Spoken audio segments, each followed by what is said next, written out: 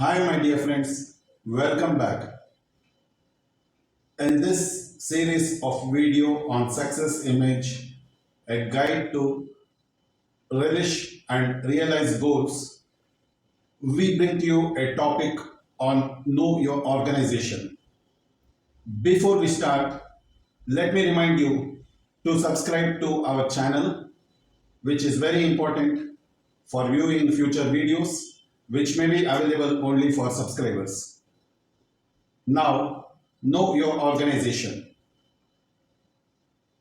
Albert Einstein said, learn from yesterday, live for today, hope for tomorrow. The important thing is not to stop learning. And do we realize one thing, that ships don't sink because of the water around them? Ships sink because of the water that gets into them. Don't let what's happening around you get inside you and put you down. Once you have set your goals, you are ready to face challenges. If you have a job at hand, you must first evaluate to what extent your job will help to reach your goals. Most of the time, all jobs may not lead to reaching your goals to the fullest extent that you desire them to. But there is no need to feel disheartened. In my experience, a job is a vehicle to realize your dreams, and at the same time, you contribute to the success and growth of the organization. You have a vehicle now and the best one too. What next? You now need an education to drive the vehicle to reach your goals. It's not that you did not have the education thus far. The education you need now is of a different kind. We now embark on that education to reach your destination safe and secure. Both of what that has been said now, I repeat, realizing your dreams to succeed and growth of the organization are complementary. They can least be separated.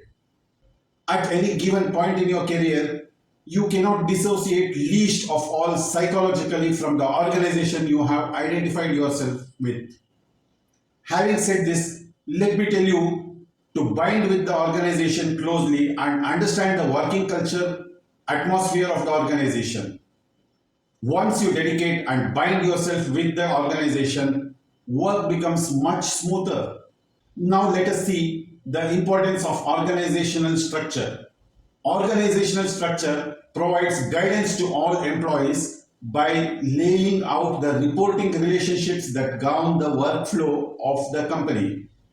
A formal outline of a company structure makes it easier to add new positions in the company as well, providing flexible and ready means of growth. Your first few days in the organization are spent in knowing your immediate superiors, your peers, and colleagues. In the process, you must keep your abstract senses open to understand the informal relationships that are at work within the organization setup. There are two types of working structure within an organization. They are formal and informal. A formal relationship is open as per the company guidelines and policies. It goes by documents, records, and proofs.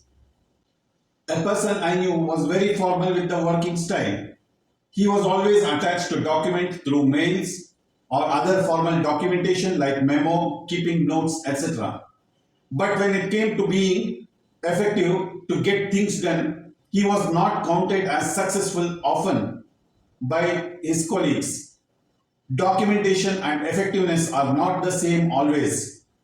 Working your way through the organization is a skill which will be explained later in the competencies part. There was another guy named Dell. He believed in formal way of working, but he used to take a different approach for being formal. He would maintain a good personal rapport with colleagues and the key ones in the organization. In his casual interactions, he would listen attentively to what the other person says and would hardly impose his thoughts or hurt the feelings or opinions of the other person. Whenever any issues arise, he thought he might have been on the wrong side and he would always approach the concerned person to seek the opinion. He would discuss challenges and agree upon them, put his viewpoints fearlessly with the other person and then formalize it. He always informally worked for a consensus on issues involving his peers and his superiors. With the consensus, he would proceed to formalize it. He always was counted among the problem solvers and effective. People liked their interaction with him. The way of working is not as straightforward as it seems to be. It requires ability to introspect and a good amount of it to read and predict the other person. It requires a sense of ability to convince the other person. This may require time, efforts, anticipatory skills, and patience.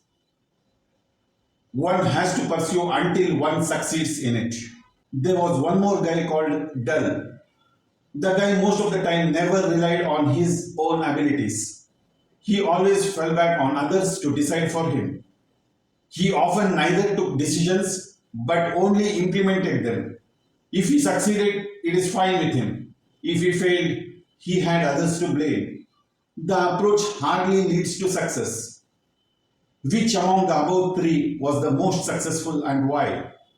Obviously, Dill, because he had the ability to take decisions, to make someone think for him, to convince someone with his thoughts and agree upon the opinions as a middle path, fairness in his approach, and working towards an acceptable solution was his uniqueness.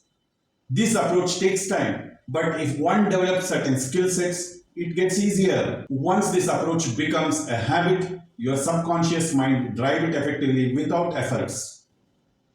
Did I say about the vehicle and to drive your way to success earlier? Yes.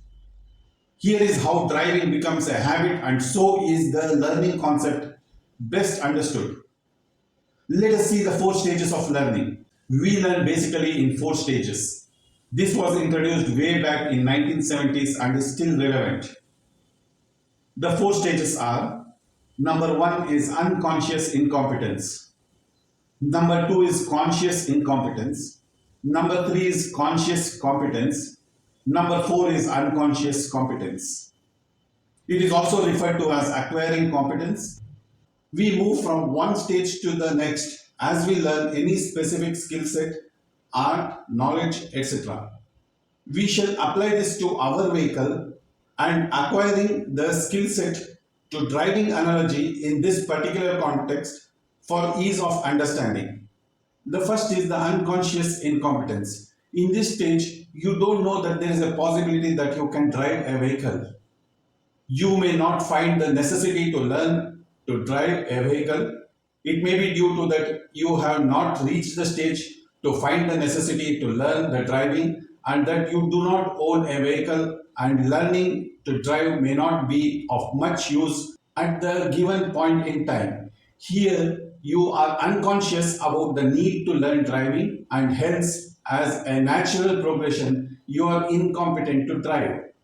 The second is conscious incompetence.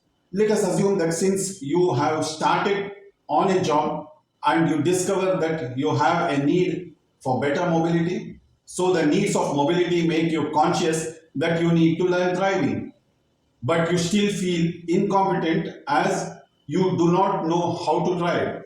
This enrages your passion and wants to equip yourself with the art of driving.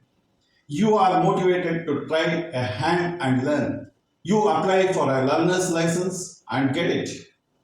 The third is the conscious competence. In this stage, you have ventured to learn driving. You engage a tutor. You are conscious about the vehicle. You are taught all the basics of the gear, clutch, steering, brakes, road sense, etc., their functions, and how and when to operate them, and the care to be taken while operating them. Initially, as you start your practical lessons in driving, you are a bit scared at the wheels. You trudge slowly, but you have the confidence that the driving instructor is seated beside you and has the master controls with him. Just in case you get anxious, you finish your lessons, you start driving alone albeit carefully. Once you have achieved this stage, you are consciously competent. Still, when you drive, you are aware of the gear positions and are consciously applying the clutch, accelerator, and the brakes. You are careful of the outside environment and other vehicles. You may sometimes not be able to relate the gear position to the speed, and the car could have come to a stop abruptly. The last one is unconscious competence. This is an important and curious phase of your learning. This comes by practice. Sachin Tendulkar or Diego Maradona would not have achieved their success but for their practice. They consciously practiced the skills and rode their way to mastery. The same thing applies to your driving skills. Once you master it by driving time and again without causing accidents and inculcate good driving practices in your skill set, you master the skill. Once you master it, your mind do not even give a thought to changing gears, applying brakes, accelerating or operating clutch. All these functions happen as if it is in an auto mode. Your brain has pushed it into the subconscious level and the programs work systematically. You will never feel uncomfortable even if you drive after a gap of 10 years. Such robust is your programming. For all the above to happen, a burning desire is required. You had the desire to learn and you learned it. But if you did not have, no one can force it on you.